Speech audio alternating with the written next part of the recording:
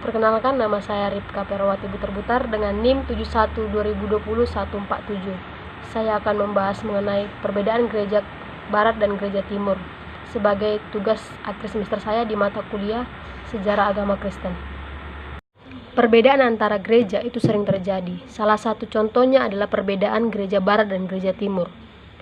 Gereja Barat dan gereja Timur memiliki beberapa perbedaan. Di sini saya akan menjelaskan beberapa perbedaan antara gereja Barat dan gereja Timur. Perbedaan yang pertama terletak pada sistem kepemimpinan. Gereja Timur menganut sistem episkopal. Episkopal adalah sistem kepemimpinan keuskupan yang dipimpin oleh uskup.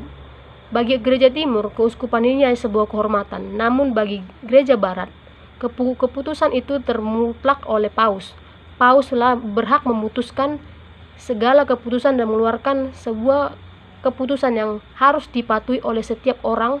Bagi gereja Barat tidak boleh ditentang, artinya mutlak untuk dipatuhi. Dan yang kedua yaitu cara pandang mereka terhadap Alkitab.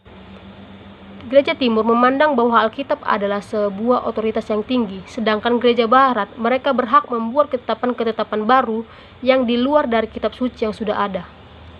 Perbedaan yang ketiga yaitu cara hidup. Gereja Timur lebih menekankan kehidupan yang kekal, di mana mereka membangun relasi yang baik dengan Allah.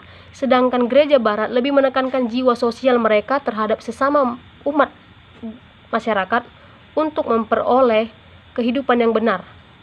Perbedaan yang keempat ialah cara pandang mereka terhadap gereja.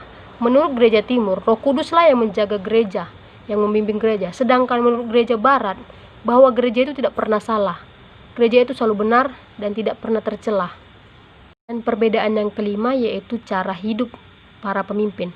Di gereja Timur, para pemimpin tidak harus hidup selibat atau tidak menikah. Mereka berhak untuk menikah. Sedangkan di gereja Barat, mereka harus hidup selibat.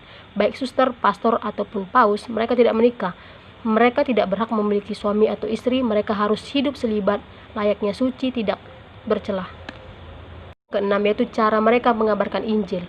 Gereja Timur memperbolehkan siapapun mengabarkan Injil pada orang lain. Sedangkan gereja Barat, hanya gerejalah dan para uskup atau paus yang hanya boleh mengabarkan berita Injil kepada orang lain. Perbedaan yang ketujuh yaitu cara pandang mereka pada para pemimpin. Di gereja Timur, para pemimpin itu, para uskup, para pastor, memiliki kedudukan yang sama dengan jemaat. Sedangkan di gereja Barat menganggap bahwa pastor, paus, uskup itu lebih tinggi daripada awam dan mereka merupakan mewakili Yesus, pengganti Yesus di dunia ini. Perbedaan yang kedelapan yaitu teologi mereka. Gereja Timur menganut ajaran Traianius, Athanasius, dan Cyrilius, sedangkan gereja Barat menganut ajaran Agustinus. Persamaannya yaitu kedua gereja ini sama-sama mengakui 7 sakramen dan mengakui 7 konsili, serta mengakui bahwa para uskup, para paus merupakan perwakilan para rasul. Mereka yang meneruskan perjalanan rasul.